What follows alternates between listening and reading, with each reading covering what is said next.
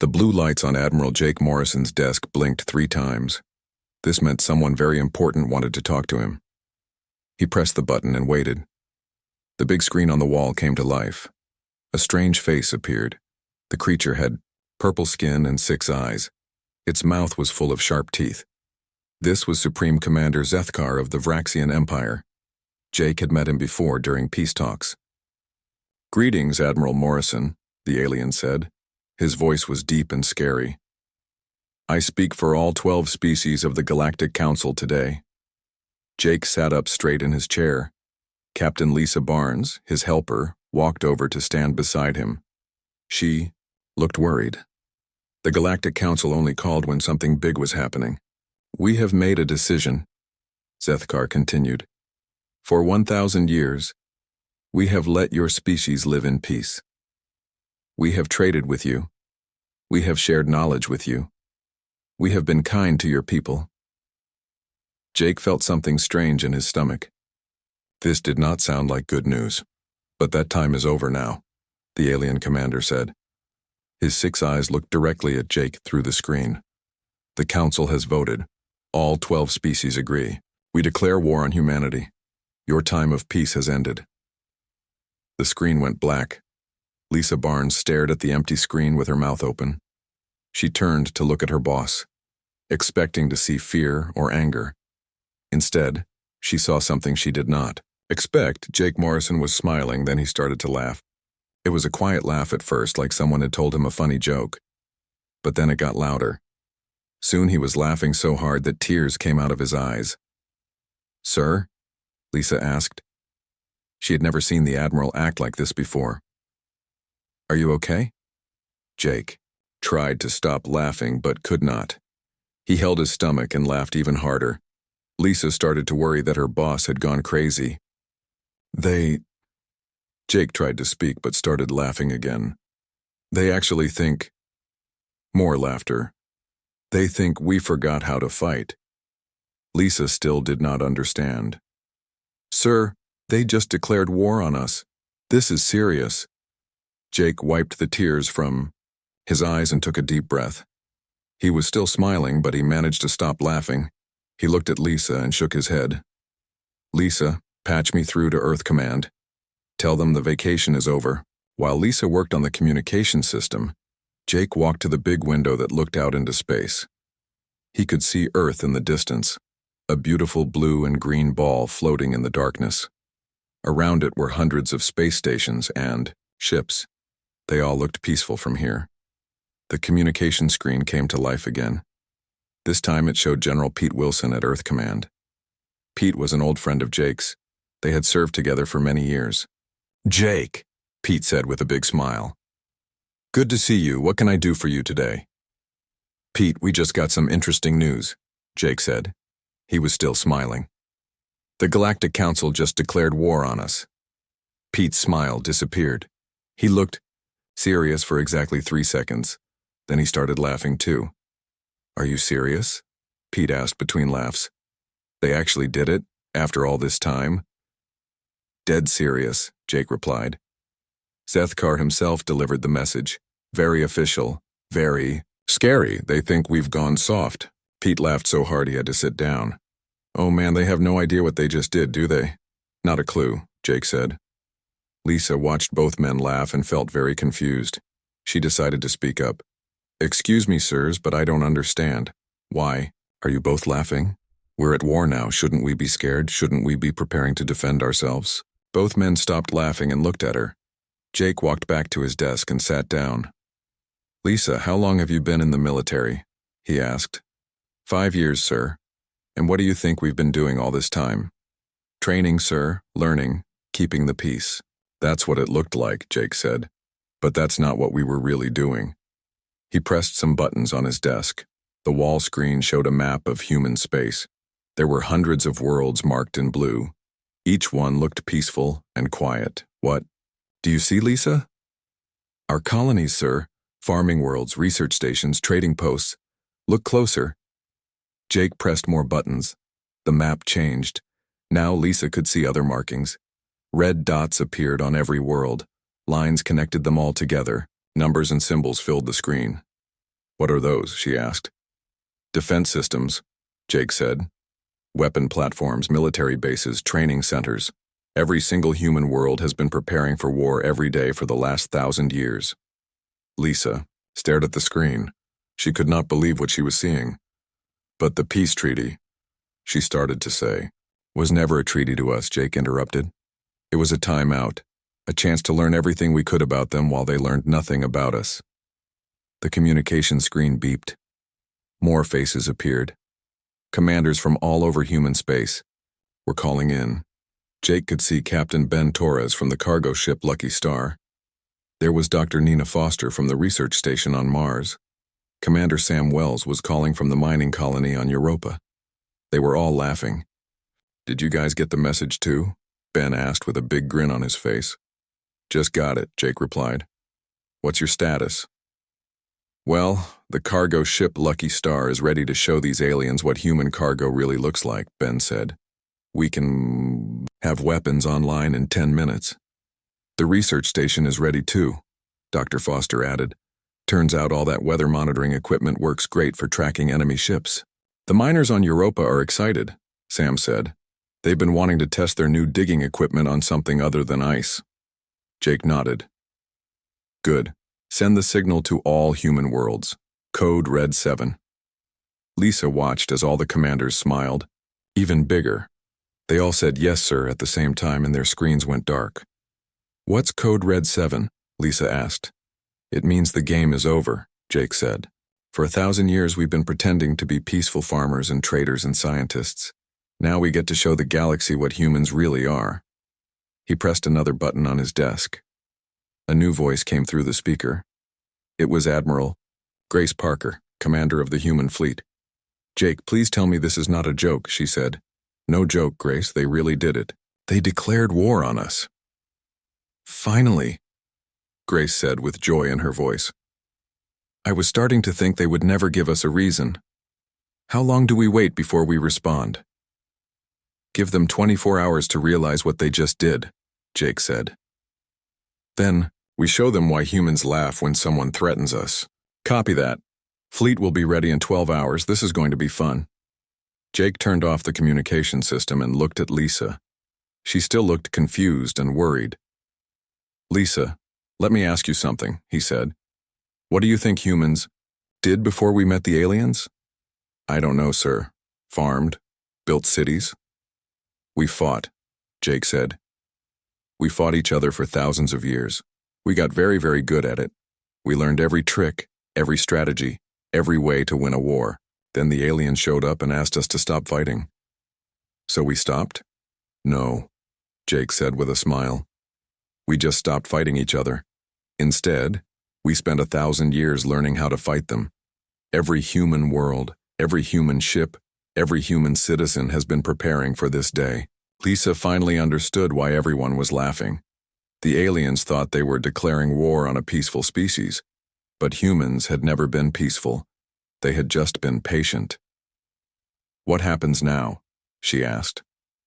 Jake looked out the window at Earth, again. Now we remind the galaxy why it's a bad idea to make humans angry. He pressed one more button on his desk. A message went out to every human in the galaxy. The 1,000-year peace is over. Time to go to work. Colonel Ryan Hayes walked through the green fields of Haven Colony with his alien guests. The 3 creatures beside him looked like giant insects with blue shells and many arms. They were from the Klaxon Empire, one of the 12 species in the Galactic Council. As you can see, Ryan said in a friendly voice, our people live simple lives here. We grow food and raise animals. Very peaceful. The lead Klaxon, called Observer Ziktal, nodded his big head. Yes, we have watched your colony for many years. You humans seem to enjoy this quiet life. Ryan smiled. Oh yes, we love the quiet life. They walked past a group of children playing in a field. The kids were laughing and running around with toy weapons, playing war games. The aliens thought this was cute and harmless. Your young ones play at being soldiers, another Klaxon said, but they will grow up to be farmers like their parents, yes? Something like that, Ryan said. He was still smiling. What the aliens could not see was what lay under their feet. Deep below the peaceful farm was a massive military base. The children, playing above, were actually learning real combat moves. The toy weapons they carried were training tools that would teach them to use real guns later. The farmers working in the fields were all soldiers. Every man and woman on Haven Colony could fight. They practiced every day after their farm. Work was done. The barns and storage buildings hid weapons and military equipment. Ryan led his guests to a small building. "This is our weather station," he said.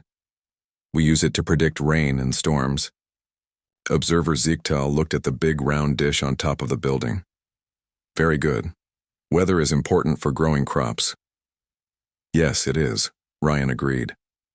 Inside the building, technicians wearing farmer clothes watched screens that showed every alien ship within 100 light years. The weather station was actually a powerful scanner that could track enemy movements across half the galaxy. After the tour, Ryan took his guests to meet Dr. Nina Foster at the research center. She was a friendly woman with gray hair who looked like someone's grandmother. She wore a white coat and thick glasses. "Welcome to our agricultural research facility," Nina said with a warm smile. "We study plants and soil here." The aliens were impressed by the big greenhouses full of growing plants. They saw scientists taking notes and making measurements. Everything looked very peaceful and scientific.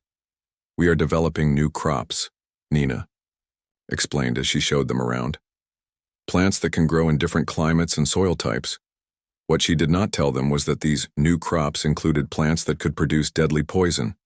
Some of the vegetables could make bioweapons. Others could survive on alien worlds and slowly change the air to make it toxic for non-humans.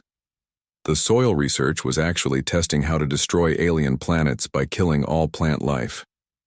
The scientists in white coats were weapons experts who spent their days finding new ways to end wars quickly. "Very impressive," Observer Ziegtal said. "Your people are dedicated to growing things." "Oh yes," Nina replied. "We're very good at making things grow, and we're also very good at making things stop growing when we need to." The aliens did not understand what she meant by that.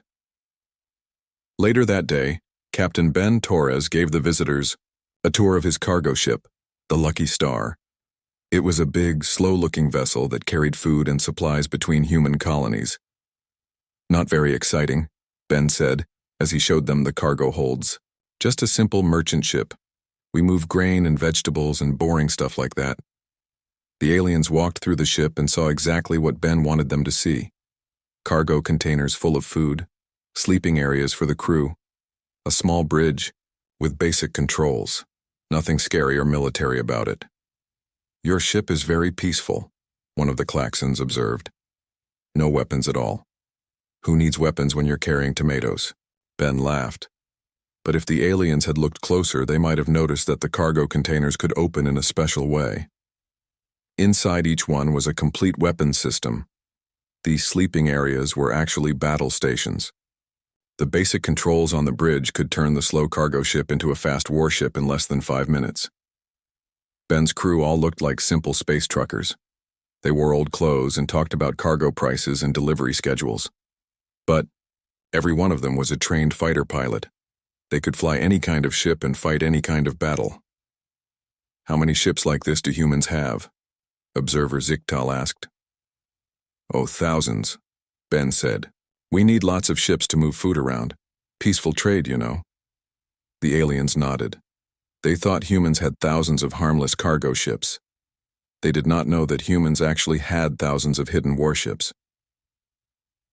That evening, the Klaxon observers had dinner with Governor Alice Murphy. She was a small, quiet woman who had run Haven Colony for 20 years. She served them simple food and talked about farming problems. "The hardest part of my job is keeping everyone happy," Alice said. "Farmers can be difficult sometimes. They argue about water and land and who gets to plant what. How do you solve these problems?" Observer Ziegtal asked. "Oh, we have community meetings," Alice said. "Everyone sits together and talks until we figure things out. Very democratic, very peaceful." What Alice did not mention was that she had been a general in the human military before becoming governor. The community meetings were actually military planning sessions. The farming problems they discussed were really strategy questions about defending the colony. Every person at the dinner table looked like a simple colonist. But the cook was an explosives expert. The man who served drinks was a sniper. The ER woman who cleared plates was a communication specialist who could hack alien computer systems. After dinner, the aliens went to their guest house to prepare their report. They were very pleased with what they had seen.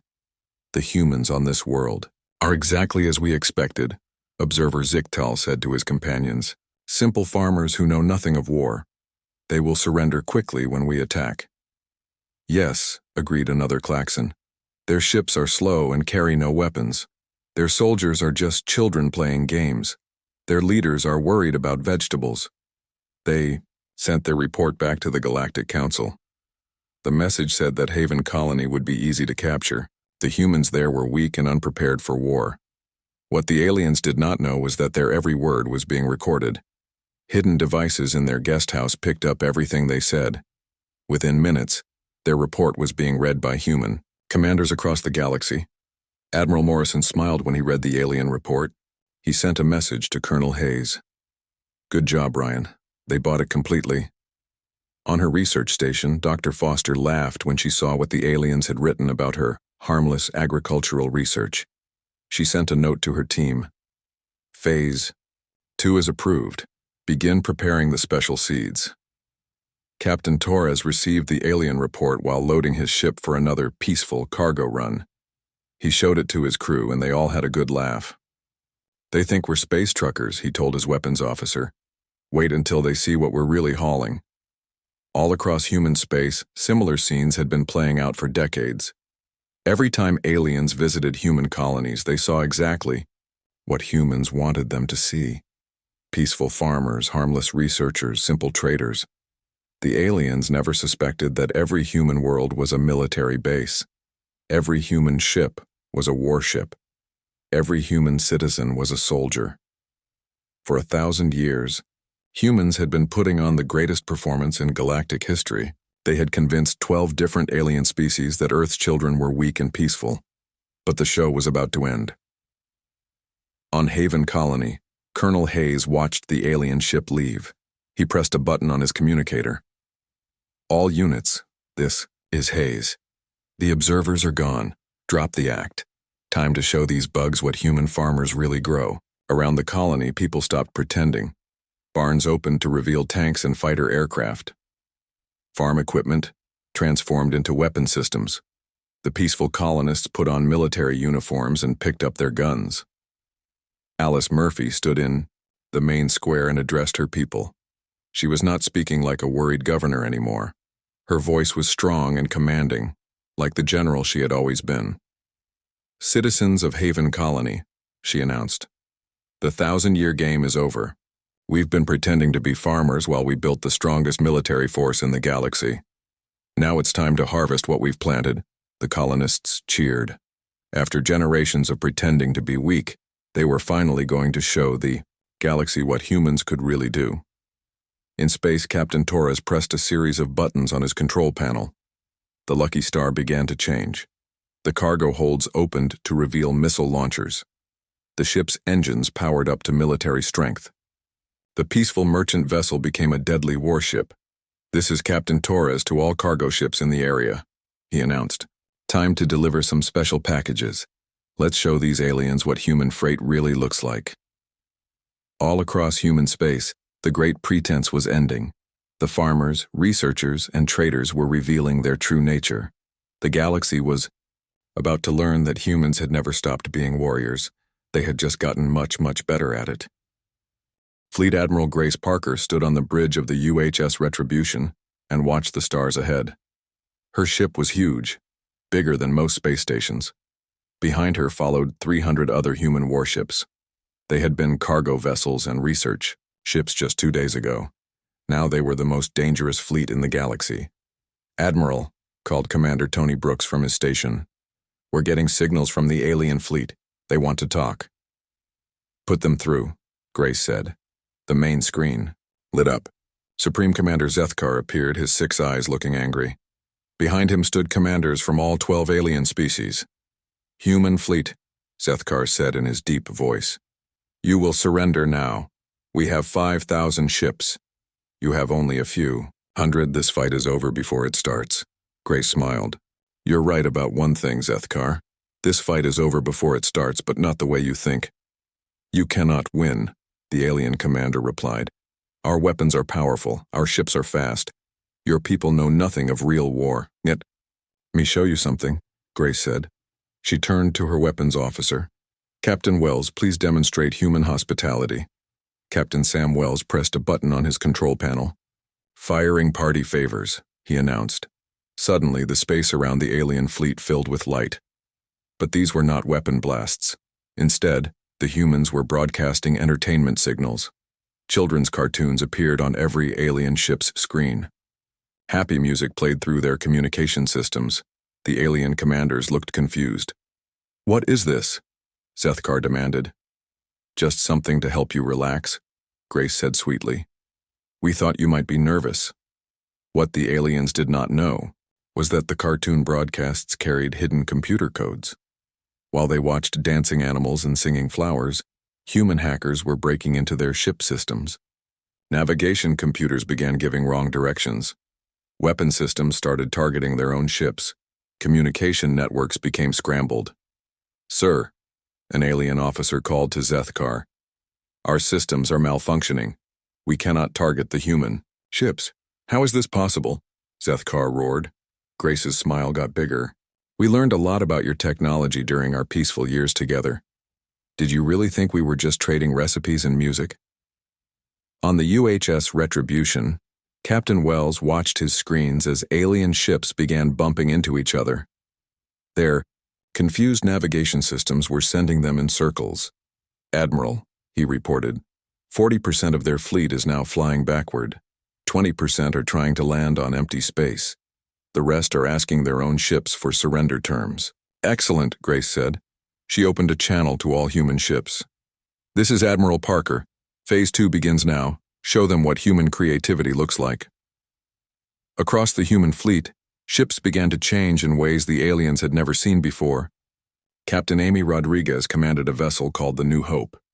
It had been a luxury cruise ship for wealthy tourists. Now it was something entirely different. "Attention alien fleet," Amy announced. "Welcome aboard the New Hope. Please keep your arms and tentacles inside the ride at all times." Her ship began to spin. The aliens watched in amazement as the cruise ship rotated like a giant wheel, firing weapons in all directions. The spinning motion made it impossible to target while its guns hit everything around it. "That is not how warships are supposed to move," an alien commander said with shock. Other human ships were doing even stranger things. The mining vessel Deep Digger, commanded by Captain Joe Martinez, used its drilling equipment to punch holes through alien hulls. The research ship Starlab released clouds of glowing gas that made alien sensors go blind. The farming transport Greenfields shot vegetables at enemy ships, but the vegetables exploded like bombs when they hit. "This is madness," Zethkar said, watching his orderly battle plan fall apart. "They fight like wild animals, not civilized beings." "We fight like humans," Grace replied. "You should have learned the difference." Meanwhile, General Luke Miller was leading the ground assault on the alien base at Kepler Station. His troops moved through the corridors in ways that confused the alien defenders completely. The base was dark because aliens had better night vision than humans. But Luke's soldiers wore special goggles that let them see perfectly in the darkness. They also carried speakers that played loud rock music and flashing lights that hurt alien eyes and ears. "What is that horrible noise?" alien soldiers cried as they covered their sensitive ears. "That's classic Earth music," Luke called back. "Don't you like it?" His troops moved through the base like dancers at a party, but they were deadly dancers. They fought in rhythm with the music, spinning and jumping and diving in ways that no alien military manual had ever described. Private Dan Foster threw glowing paint at alien guards. The paint was not dangerous, but it made them easy to see in the dark. Sergeant Mary Chen used a device that made high-pitched sounds that only aliens could hear. Lieutenant Bob Harper carried a weapon that shot nets made of sticky spiderweb material. They fight like entertainers, not soldiers, an alien captain said as he was wrapped up in Harper's web. Same thing, really, Harper replied. The human ground. Forces captured the alien base in 2 hours. They did it without killing a single enemy soldier, but every alien was either tied up, painted bright colors, or dancing helplessly to human music they could not stop hearing. Back in space, the battle was getting even more strange. The human ship Bright Star, commanded by Captain Lisa Hayes, had turned itself into a giant mirror. It reflected laser blasts. Back at the ships that fired them, "They are using our own weapons against us," Zethkar said with growing worry. "That's not even the best part," Grace told him. "Captain Torres, please show them your special delivery." The Lucky Star, which had been pretending to be a simple cargo ship, opened its hold. Instead of weapons, it released thousands of small robots. The robots looked like metal insects and they swarmed toward the alien ships. "What are those things?" an alien officer asked with fear. "Repair bots," Captain Ben Torres explained cheerfully. "They fix things. Unfortunately, what they consider broken and what you consider working might be different things." The robot swarm reached the alien fleet and began crawling all over the ships. They started taking apart weapon systems and rebuilding them backward. They rewired computer systems to play human music instead of showing targeting information. They painted happy faces on all the ship hulls. Within an hour, the mighty alien warfleet looked like a collection of toys decorated by children. "This cannot be happening," Zethkar said. His own ship was now playing a lullaby instead of battle alerts. "Oh, but it is," Grace replied. "And we're just getting started."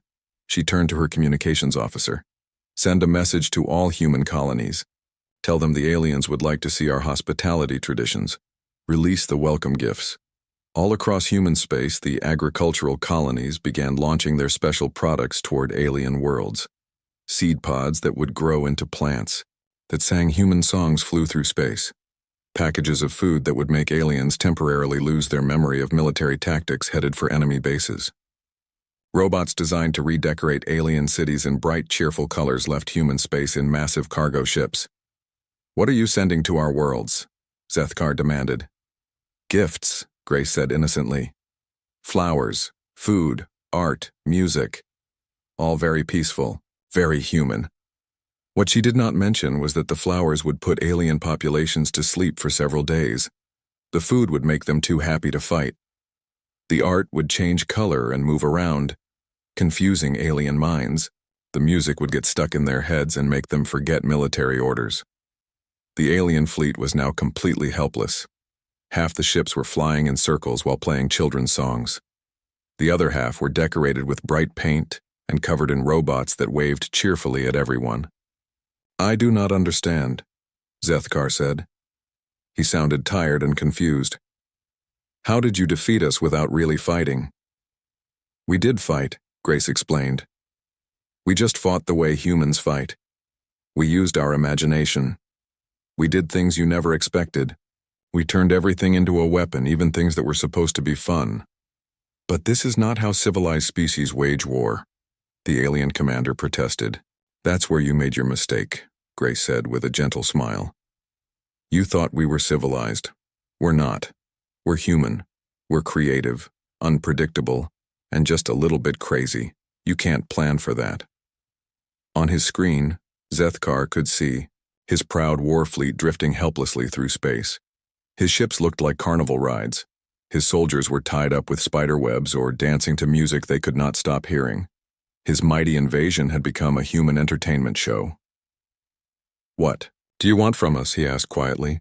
"Right now, we want you to go home," Grace said. "Think about what happened here today. Think about what humans can do when we stop pretending to be nice. Then think about what we might do if you make us really angry." She paused to let that sink. "And this was us being gentle," she added. "This was us playing games. You really don't want to see what happens when we get serious." The alien commander looked at his ruined fleet and felt something he had never experienced before. Fear. Real, deep fear of what these strange, laughing humans might do next. "We will consider your words," he said slowly. "You do that," Grace replied. "Take all the time you need. We'll be right here enjoying the peace and quiet." Supreme Commander Zethkar stood in the main council chamber on the alien homeworld of Raxus Prime. Around him sat the leaders of all 12 species that made up the Galactic Council. They did not look happy. "Explain to us again," said High, Chancellor Mordek of the Altarian Republic, "how your mighty fleet was defeated by singing robots and dancing soldiers." Zethkar felt shame burning in his chest. "The humans do not fight like any civilized species. They use tricks and games. They turn everything into a weapon." "Perhaps you are not prepared," suggested Queen Veltar of the Crystalline Empire. "Send a larger fleet. More ships, more weapons." "We tried that," Zethkar replied. "Every attack has failed. The humans seem to know exactly what we will do before we do it." What none of them knew was that human spy satellites had been watching, their meeting from space. Dr. Kate Sullivan sat in her research station near Jupiter and listened to every word they said. Her weather monitoring equipment could hear conversations from across the galaxy. "Admiral Morrison," she called through, her communicator. "The bugs are planning another attack. They want to hit Earth directly this time." Admiral Jake Morrison smiled as he read her report. "Perfect, it's time to show them our home security system." He pressed a button on his desk. Across the solar system, objects that had been floating in space for hundreds of years began to wake up. They looked like space junk and old satellites, but they were actually the most powerful weapons humans had ever built. The Sol defense grid had been hidden in plain sight for centuries. Broken-looking space stations were actually battle fortresses. Old cargo containers held missile launchers. Pieces of space trash were really cloaked warships waiting for orders. "This is Morrison to all grid stations," the Admiral announced. "Guests are coming for dinner. Time to set the table." Meanwhile, Captain Lisa Barnes was leading a small team on a very special mission. They had captured an alien command ship during the last battle, and now they were learning secrets that shocked them. "Sir," she reported to Admiral Morrison, "you need to see this. We found their communication records." The screen showed hundreds of messages between alien worlds. But these were not military reports. They were discussions about dividing up human territory after the war was won. "They already decided who gets what human worlds," Barnes explained. "The Vraxians want Earth for its water. The Klaxons want Mars for its minerals. They plan to make humans into slaves or worse." Morrison's face grew dark as he read the messages. They were not just declaring war. They were planning genocide. "There's more, sir," Barnes continued. "Look at this timeline. They have been planning this attack for 50 years. Every trade deal, every peace meeting, every cultural exchange was part of their plan to study our weaknesses." Morrison felt anger growing in his chest. The aliens had been pretending to be friends while planning to destroy humanity completely. "Send this information to all human commanders," he ordered. "Make sure everyone knows what these creatures really intended." Across human space, the mood began to change. The first battles had been playful, almost gentle. Humans had treated the war like a game, but now they knew this was not a game. The aliens wanted to wipe out the human race entirely. Commander Amy Rodriguez received the alien communications while her ship was protecting a human colony. She read the messages that described how the aliens planned to use her home world as a breeding ground for their own species. "All crew members," she announced over her ship's speaker system. "We just learned what our guests really had planned for us. No more games, no more jokes. Time to get serious." Her crew, who had been laughing and having fun during the previous battles, went quiet. The playful mood was gone. Now they looked like what they really were, the most dangerous predators in the galaxy. Captain Sam Wells was upgrading his ship's weapons when he read about the alien plans. His hands stopped moving over the controls. For a moment, he just stared at the screen. "They wanted to turn our children into slaves," he said quietly to his weapons officer. "They wanted to erase everything human from the universe." "What are your orders, sir?" the officer asked. Wells looked out at the stars where alien fleets were still gathering for their next attack. "No more playing around. Show them what human weapons really look like when we stop holding back." The change in human behavior was felt across the galaxy. Dr. Nina Foster had been sending harmless plants to alien worlds as part of their gentle warfare strategy. Now she began preparing something very different. Release the Phase 3 seeds, she told her research team. The aliens want to play for keeps. Let's show them what human agriculture can really do. The new seeds would grow into plants that could survive in space and spread from world to world. They would not hurt aliens directly, but they would change the air and soil of entire planets. Any world touched by these plants would become uninhabitable for alien species, while remaining perfect for humans. It was not a weapon that would kill. It was a weapon that would slowly transform the galaxy itself. Captain Ben Torres received new orders while his ship was delivering gifts to alien colonies. The gifts had been harmless pranks before. Now they were something much more serious. Change of plans, crew, he announced. We're not delivering jokes anymore. Load the real cargo. His ship's holds now carried devices that could shut down entire alien civilizations without harming a single person. Power generators that would run alien cities, but only if the aliens agreed to human terms. Communication systems that would connect alien worlds to the human network, giving humans control over all alien information. The aliens would not be killed or hurt, but they would be completely dependent on human technology to survive. General Luke Miller gathered his ground troops for a special briefing. His soldiers had been having fun with their musical weapons and colorful paint guns. Now their commander's face was serious. Listen up, he told them. We just learned what these aliens really think of us. They see us as animals to be caged or destroyed. They plan to take our homes and our families. The soldiers' expressions changed. The laughter and jokes stopped. They looked like the trained killers they had always been under their playful exterior. From now on, Miller continued, we fight with purpose. We show them what happens when humans stop being nice. Back on Earth, Admiral Morrison activated the final phase of the Sol defense grid. The objects floating around Earth and the other planets began to move into new positions. What had looked like random space junk now formed a perfect geometric pattern. Grid is online, reported his technical officer. All stations ready. Good, Morrison said. When the aliens arrive, they're going to see something no species in galactic history has ever seen before. The alien fleet that approached Earth was the largest ever assembled, 10,000 ships from all 12 species, carrying millions of soldiers and enough weapons to destroy entire star systems. Supreme Commander Zethkar stood on the bridge of his flagship and looked at the small blue planet ahead. This time we will not underestimate them, he told his officers. We will attack with full force and end this quickly. Sir, his sensor operator called out. I'm detecting strange energy readings around the human system. What kind of readings? Zethkar asked. I'm not sure, sir. It looks like their space junk is moving. Suddenly, the space junk around Earth began to glow. Thousands of hidden weapons platforms revealed themselves, surrounding the alien fleet, in a sphere of deadly energy. This is Admiral Morrison of the Human Defense Force, came a voice over the communication system. Welcome to our solar system.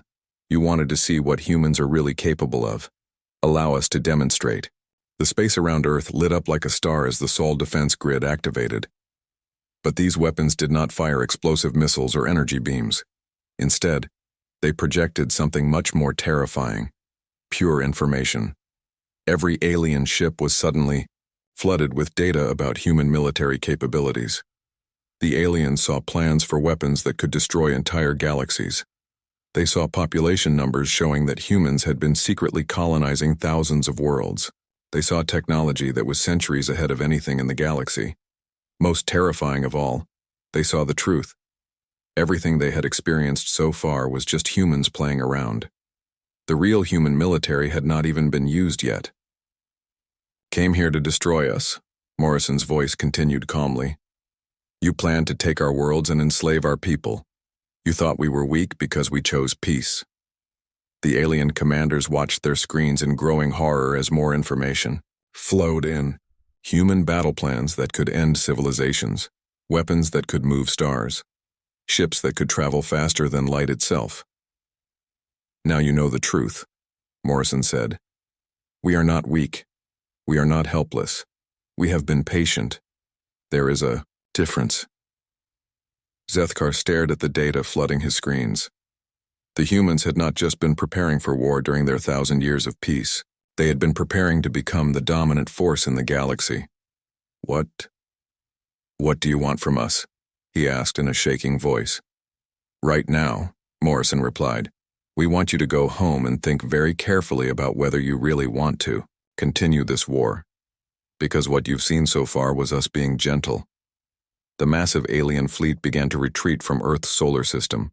They had come expecting to fight farmers and traders.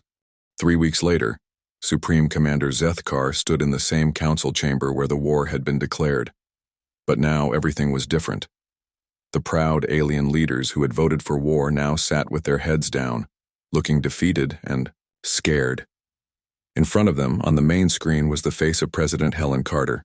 She was a small, elderly woman with kind eyes and gray hair. She looked like someone's grandmother, but she spoke with the voice of absolute authority.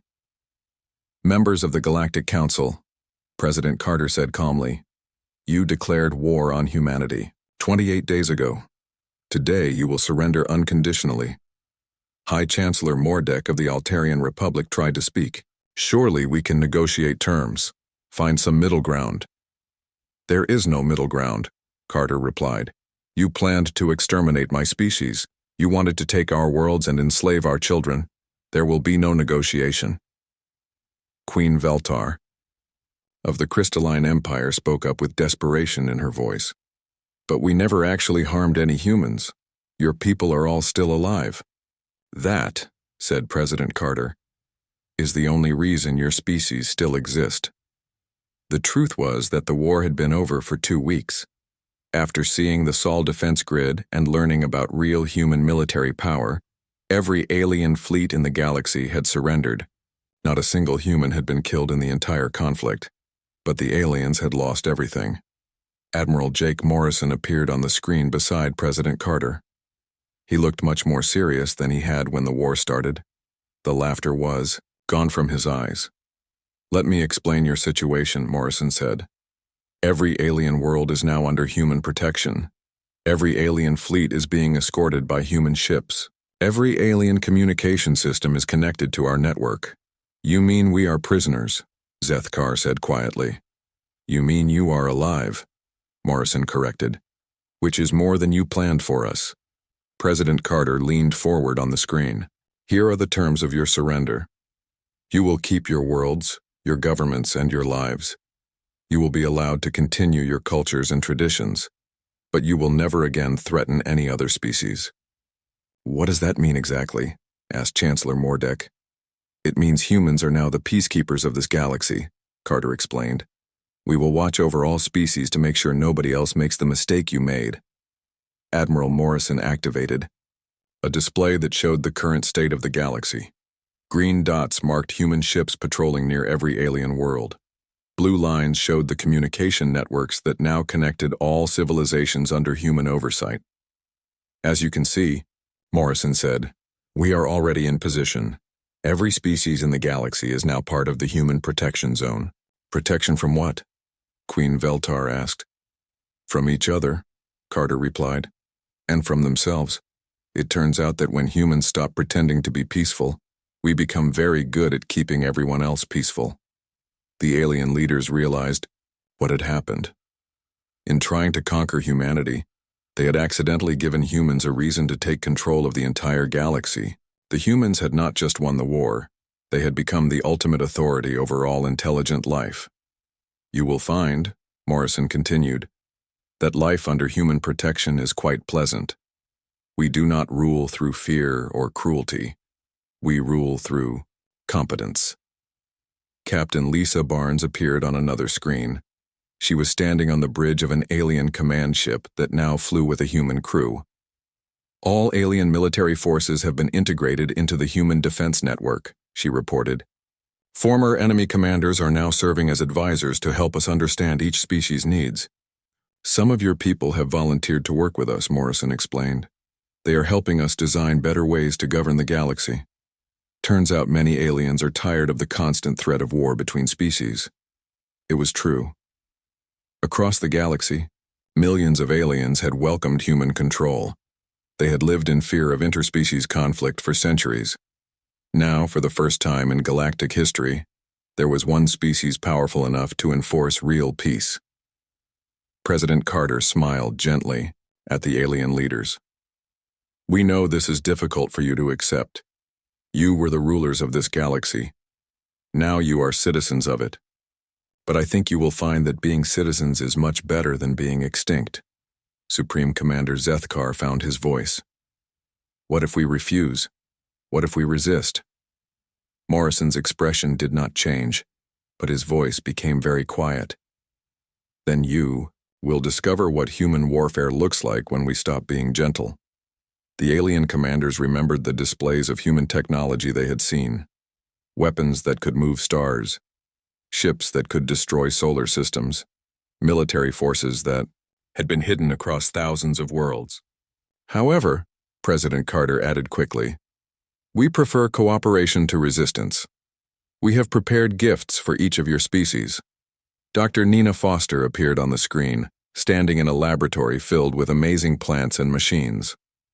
"We have developed new technologies that will improve life on all alien worlds," she explained. "Medicine that will extend your lifespans, crops that will end hunger, energy systems that will power your civilizations for thousands of years." "All free?" asked Chancellor Mordek suspiciously. "All free," Carter confirmed. "Consider it an apology for scaring you so badly during the war." Captain Ben Torres joined the transmission from his cargo ship. "We're already delivering the first shipments," he said cheerfully. "Every alien world will receive enough supplies to improve their quality of life immediately." "Why?" Queen Veltar asked with confusion. "Why are you being kind to us after what we tried to do?" President Carter was quiet for a moment before answering. "Because that is what humans do. We fight when we must.